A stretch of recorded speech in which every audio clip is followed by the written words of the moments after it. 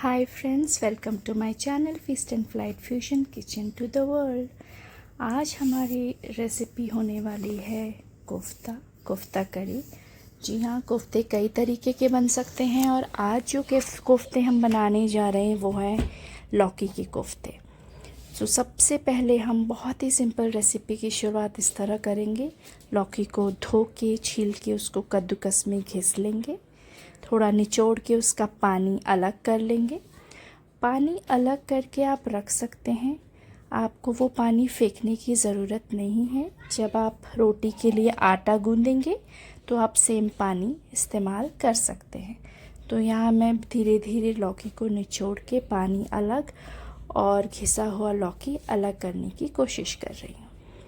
पानी को मैं पलट ले रही हूँ और जब मैं एंड में आटा गूंदूंगी तब मैं ये पानी यूज़ कर लूँगी। सारे न्यूट्रिएंट्स हम कहीं ना कहीं कंज्यूम कर लेंगे। अब घिसे हुए लौकी में हम डालेंगे बेसन। देखिए, इसमें पानी डालने की बिल्कुल ज़रूरत नहीं होती क्योंकि लौकी कितना भी निचोड़ लें उसमें अपना मॉइस्चर, अपनी नमी बरकरार रहती है। ये सीक्रेट मसाला है जिसकी रेसिपी मैं कमेंट सेक्शन में लिख दूँगी। अगर आप इंटरेस्टेड होंगे तो ज़रूर बताइएगा। सिंपल है, ज़्यादा कुछ कॉम्प्लिकेटेड नहीं है। अच्छे से मिक्स कर लेंगे सीक्रेट मसाला और कोफ्ते और बेसन। थोड़ा सा नमक ऐड करेंगे स्वाद अनुसार और इसको फ्रेशली अच्छे से मिक्स करके रख लेंगे। कभी भी बहुत देर पहले मिक्स करके मत रखिए, नमक पानी छोड़ता है, आपका पूरा मिक्सचर बहुत ज़्यादा लीकी लिक्विडी हो जाएगा। पैन में ऑयल गरम हो चुका है और अब हम इसमें धीरे धीरे करके कोफ्ते डालेंगे। अगर आप प्रो नहीं हैं तो आप बिल्कुल मेरी तरह कीजिए। मैं हाथ से भी डाल सकती हूँ बट हाथ से वो शेप नहीं आती है, तो मैं या तो सिंगल चम्मच से दूसरी चम्मच लेके स्लाइड कर देती हूँ या फिर जिस तरह हम कभी कभी अपने फलाफल को शेप देते हैं with the help of 2 spoons, उस तरह से आप दोनों चम्मच से यूज़ करके उसको एकसार करके स्लाइड कर सकते हैं। जलने का भी डर नहीं रहेगा और बड़ी कन्वीनियंटली बिना हाथ गंदे किए आप अपने कोफ्तों को ऑयल में स्लाइड कर सकते हैं। स्लाइड करने के बाद उसी स्पून से हल्का सा प्रेस कर दीजिए, कोफ्ते की अच्छी टिक्की वाली शेप आ जाएगी। एक एक करके धीरे धीरे मैंने सारे कोफ्ते स्लाइड कर दिए हैं।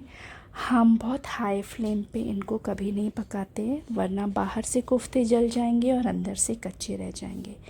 तो मीडियम, लो टू मीडियम मंद आंच पे मैंने पका रही थी ताकि ये अच्छे से अंदर तक पक जाए। सारे कोफ्तों को पकाते टाइम ध्यान रखिए कि जब भी गरम तेल की कोई चीज़ होती है तो अपनी सुरक्षा का पूरा ध्यान रखें। एक एक करके मैं फोक की सहायता से, स्पैचुला से सारे कोफ्तों को पलट रही हूँ ताकि दूसरी तरफ से भी वो एकसार सिक जाएं। बहुत ही स्लोली, कोई जल्दबाजी मत कीजिएगा। एक एक करके सारे कोफ्तों को पलट लीजिए to ensure they are properly cooked from both the ends. अब आया प्यारा ब्राउन गोल्डन कलर। अब मैं अपने कोफ्तों को एक एक करके प्लेट में निकाल रही हूँ। मेरे कोफ्ते सारे निकलने वाले हैं। उसके बाद हम तैयारी करेंगे ग्रेवी की। बहुत ही सिंपल बेसिक इंग्रेडिएंट्स के साथ ग्रेवी बनाएंगे। 3 टमाटर, 1 प्याज और थोड़ा सा लहसुन अदरक का पेस्ट और कुछ ड्राई मसाले। That's it. देसी टमाटर लिए हैं मैंने, अपनी खटास होती है, बड़ा ही अच्छा फ्लेवर आता है ग्रेवी में। लाल लाल लिए हैं, कलर भी अच्छा आएगा और फिर हम आगे जाके थोड़ी सी कश्मीरी लाल मिर्च यूज़ करेंगे। पहले टमाटर की प्योरी बना लेते हैं, उसके बाद उसको पोर इन करेंगे और फिर बनाएंगे अनियन की paste. Ginger garlic already pasted है, अगर नहीं हो तो आप उसे अनियन के साथ कट करके पेस्ट बना सकते हैं। जैसे ही हमारी टमाटो प्यूरी और अनियन पेस्ट बन जाएंगे फिर हम फिर से पैन में ऑयल लेंगे। जो बचा हुआ ऑयल है वो ग्रेवी में यूज़ किया जा सकता है। तो सारी प्योरी वगैरह पलटने के बाद पैन का ऑयल गरम कर लेंगे और जैसे ही अच्छे से गरम हो जाएगा फिर हम शुरुआत करेंगे अपनी ग्रेवी पकाने की। दोनों ग्रेवी या पेस्ट रेडी हो चुके हैं। पैन गैस पे रख दिया गया है। हीट होते ही ऑयल के पहले डाला है जीरा। फिर यहाँ पे मैं डालूँगी थोड़ी सी हींग। हींग से कभी भी कोई सब्ज़ी नुकसान नहीं करती और बहुत ही अच्छा एक सरल फ्लेवर आता है। फिर मैंने डाल दिया यहाँ पे पिसी हुई प्याज का पेस्ट। इसको अच्छे से भूनेंगे। एक चीज़ हमेशा ध्यान रखिए और मैं अपने हर वीडियो में कहती हूँ, किसी भी सब्ज़ी की जान होती है ये फैक्ट कि कितने अच्छे से उसका मसाला भुना है। इस स्टेज पे अगर आप जल्दबाजी करेंगे, फटाफट से प्योरे डाल देंगे, फटाफट से कोफ्ते डाल देंगे, तो आपकी सब्ज़ी में हीक आएगी कच्चेपन की, वो स्वाद कभी आएगा ही नहीं। मैंने यहाँ पे थोड़े से भीगा हुआ जीरा, धनिया और अजवाइन डाला है। मैं नॉर्मली इसका पानी पीती हूँ, तो उसको भी मैं इसी तरह सब्ज़ी में यूज़ कर लेती हूँ छौंकते टाइम। अब मैंने डाला है जिंजर गार्लिक पेस्ट। तो इस ग्रेवी को पेशेंस के साथ मंद आंच पे अच्छे से पका लेंगे जब तक ये अच्छे से गोल्डन ब्राउन नहीं हो जाए। पकने के बाद हम इसमें डालेंगे टमाटर की प्यूरी। टमाटर की प्यूरी डालने के बाद भी नो जल्दबाजी, ओके। फिर हम इसमें ड्राई मसालों को पानी में घोल के उस घोल को डालेंगे। अब आप बोलेंगे मसालों को पानी में घोल के क्यों डालना है, डायरेक्ट भी तो डाल सकते हैं।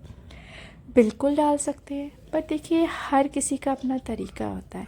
माई dadi use to do the same, then my mum started doing the same and I saw both of them doing the same. So जब पानी में घोल के मसाले डालते हैं, पहले तो मसाले आपके जलते नहीं है एकदम से छन करके।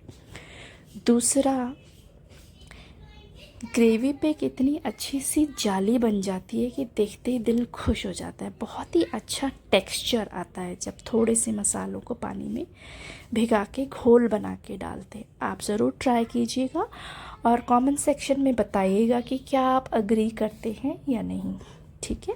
मसाले मैंने डाल दी हैं, नॉर्मल नमक, कश्मीरी लाल मिर्च, हल्दी, थोड़ी सी कसूरी मेथी। कसूरी मेथी आप इस स्टेज पे भी डाल सकते हैं और पूरी सब्ज़ी बनने के बाद उसको तवे पे रोस्ट करके हाथों के बीच में क्रश करके भी डाल सकते हैं। लॉजिक है कि थोड़ी सी उसकी महक आए तो ग्रेवी का फ्लेवर एनहेंस हो जाता है। मसाला भुन चुका है, बहुत मंद आंच पे कम से कम 10 मिनट 12 मिनट्स पकाने के बाद फिर मैंने डाला है पानी। मुझे ग्रेवी की कंसिस्टेंसी जितनी भी रखनी है उससे थोड़ा ज़्यादा पानी डालिए, क्योंकि कोफ्ते जो हैं वो काफ़ी ग्रेवी को सोखते हैं, पीते हैं।